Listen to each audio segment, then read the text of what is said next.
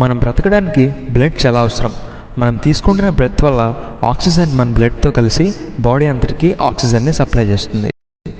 దీనివల్ల మనకి ఎనర్జీ తయారవడానికి ఉపయోగపడుతుంది. మన బాడీలో రిలీజ్ అయిన హార్మోన్స్ ఇదే బ్లడ్తో ఫ్లో అయ్యి అది వెళ్ళవలసిన ప్లేసెస్కి వెళ్తుంది. ఇవే కాకుండా న్యూట్రియంట్స్ అండ్ ఎంజైమ్స్ కూడా బ్లడ్ ద్వారానే ట్రాన్స్పోర్ట్ అవుతాయి. ఈ బ్లడ్ వల్ల మన బాడీలో ఎక్స్క్రీషన్ ప్రాసెస్ కూడా జరుగుతుంది. సో ఏ సిస్టమ్ వల్ల అయితే మన బాడీలో బ్లడ్ సర్క్యులేట్ అవుతుందో దానినే సర్క్యులేటరీ సిస్టమ్ అంటాం. ఈ సర్క్యులేటరీ సిస్టమ్నే కార్డియోవాస్కులర్ సిస్టమ్ అని కూడా మనం అనొచ్చు. ఇందులో కార్డియో అంటే హార్ట్, వాస్కులర్ అంటే బ్లడ్ వెజల్ అని అర్థం. సర్క్యులేటరీ సిస్టంలో మెయిన్ ఆర్గన్ హార్ట్. ఇది ఒక పంపులా పనిచేస్తుంది. దీని ద్వారా పంప్ అయిన బ్లడ్ మన బాడీ అంతటా ప్రవహిస్తుంది. హార్ట్ 2 లంగ్స్ మధ్య కొంచెం లెఫ్ట్ లంగ్ వైపు ఉంటుంది. హార్ట్ యొక్క స్ట్రక్చర్ గురించి చెప్పాలంటే హార్ట్ ఒక మస్కులర్ ఆర్గన్. ఇది 4 ఛాంబర్స్గా డివైడ్ అయి ఉంటుంది. ఇందులో 2 ఛాంబర్స్ పై భాగంలో, 2 ఛాంబర్స్ కింద భాగంలో ఉంటాయి. పైన 2 ఛాంబర్స్ని ఏట్రియం అని, కింద 2 ఛాంబర్స్ని వెంట్రికల్స్ అని అంటాం. ఈ 4 ఛాంబర్స్ నుంచి బ్లడ్ ప్రాపర్గా మూవ్ అవ్వడానికి 4 వాల్వ్స్ ఉంటాయి. అంటే Arctic valve, pulmonary valve, mitral లేదా బైకస్పిడ్ వాల్వ్, అలాగే ట్రైకస్పిడ్ వాల్వ్స్ ఉంటాయి. మన బాడీలో యూజ్ చేసిన బ్లడ్ రైట్ ఏట్రియం నుండి రైట్ వెంట్రికల్కి వెళ్తుంది. వీటి మధ్య ఉండే వాల్వ్ ట్రైకస్పిడ్ వాల్వ్. ఈ వాల్వ్ బ్లడ్ని బ్యాక్ ఫ్లో అవ్వకుండా ఉండడానికి ఉపయోగపడుతుంది. ఇక్కడ నుండి పల్మనరీ ఆర్టరీ ద్వారా బ్లడ్ లంగ్స్లోకి వెళ్తుంది.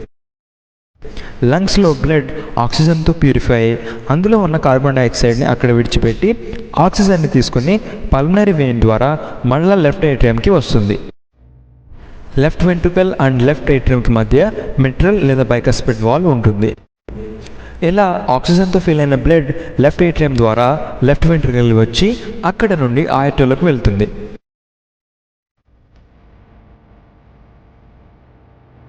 ఒక హెల్తీ పర్సన్ యొక్క హార్ట్ 1 మినిట్కి 72 టైమ్స్ బీట్ అవుతుంది. ఒక హార్ట్ బీట్ ఒక కార్డియాక్ సైకిల్గా అనొచ్చు. కార్డియాక్ సైకిల్ అంటే ఒక contraction and relaxation of heart అని చెప్పొచ్చు. ఇలా కాంట్రాక్ట్ అండ్ రిలాక్స్ అవ్వడం వల్ల ఒక కార్డియాక్ సైకిల్ కంప్లీట్ అవుతుంది. అంటే ఒకసారి ఒక హార్ట్ బీట్ అవుతుంది. ఇప్పుడు ప్యూరిఫై అయిన బ్లడ్ హార్ట్ నుండి బాడీ పార్ట్స్కి వెళ్ళే ముందు బ్లడ్ వెజల్స్ గురించి తెలుసుకోవాలి. వాస్కులర్ సిస్టమ్ మన బాడీలో బ్లడ్ ట్రాన్స్పోర్ట్ చేయడానికి ఉపయోగపడే ట్యూబులర్ నెట్వర్క్ అంటే బ్లడ్ వెజల్స్. బ్లడ్ వెజల్స్ 3 రకాలుగా ఉంటాయి. ఇందులో ఆర్టరీస్, వెయిన్స్, క్యాపిలరీస్గా డివైడ్ చేయొచ్చు. ఆర్టరీస్ ఆక్సిజనేటెడ్ బ్లడ్ని హార్ట్ నుండి బాడీ పార్ట్స్కి ట్రాన్స్పోర్ట్ చేస్తుంది. బాడీ ఆర్గన్స్ అండ్ సెల్స్కి బ్లడ్ని ట్రాన్స్పోర్ట్ చేయడానికి ఉపయోగపడేవే క్యాపిలరీస్. ఎందుకంటే మన బ్లడ్లో ఒక ముఖ్యమైన ప్రోటీన్ హీమోగ్లోబిన్ లంగ్స్లో ఆక్సిజన్ని బ్లడ్కి ట్రాన్స్పోర్ట్ చేయడానికి ఉపయోగపడుతుంది. లంగ్స్ నుండి హార్ట్కి అలాగే బాడీ పార్ట్స్కి ఫ్లో అయ్యే బ్లడ్ని ఆక్సిజనేటెడ్ బ్లడ్ అంటాం. ఎప్పుడైతే బ్లడ్ హార్ట్ ద్వారా పంప్ అవుతుందో బ్లడ్ హార్ట్లోని లెఫ్ట్ వెంట్రికల్ ద్వారా అయోర్టా అనే ఆర్టరీలోకి ఎంటర్ అవుతుంది. ఇలా మన బాడీలో ఉన్న ఆర్టరీస్ అన్నీ ఆక్సిజనేటెడ్ బ్లడ్ ట్రాన్స్పోర్ట్ చేస్తుంది ఎక్సెప్ట్ ఒక పల్మనరీ ఆర్టరీ తప్ప. తర్వాత బ్లడ్ ఆర్టరీస్ నుండి క్యాపిలరీస్కి ఎంటర్ అవుతుంది. ఇవి బ్లడ్ని ఆర్టరీస్ నుండి బాడీ ఆర్గాన్స్ అండ్ టిష్యూకి ట్రాన్స్పోర్ట్ చేయడానికి ఉపయోగపడుతుంది.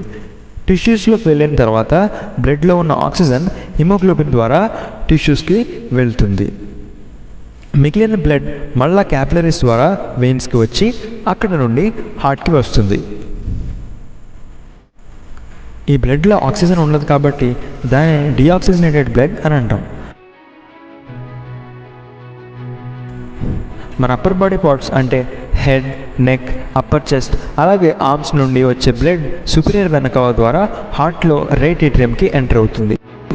అలాగే లోయర్ బాడీ పార్ట్స్ అయిన అబ్డామిన్, పెల్విస్, లెగ్స్, ఫీట్ నుండి బ్లడ్ ఇన్ఫీరియర్ వెనకవ ద్వారా రైట్ ఏట్రియంలోకి ఎంటర్ అవుతుంది.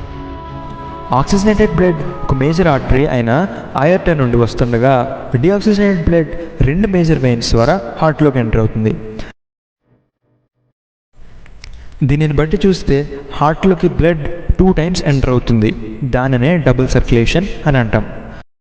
ఈ ఎపిసోడ్ ఇక్కడితో ముగుస్తుంది. వచ్చే ఎపిసోడ్లో బ్లడ్ కాంపోనెంట్స్ అంటే red blood cells, white blood cells, plasma and platelets వీటి గురించి డిస్కస్ చేద్దాం. అండ్ ఈ వీడియో మీకు నచ్చితే లైక్ చేయండి, మీ ఫ్రెండ్స్కి షేర్ చేయండి అండ్ మన ఛానల్ని సబ్స్క్రైబ్ చేయండి. Thank you.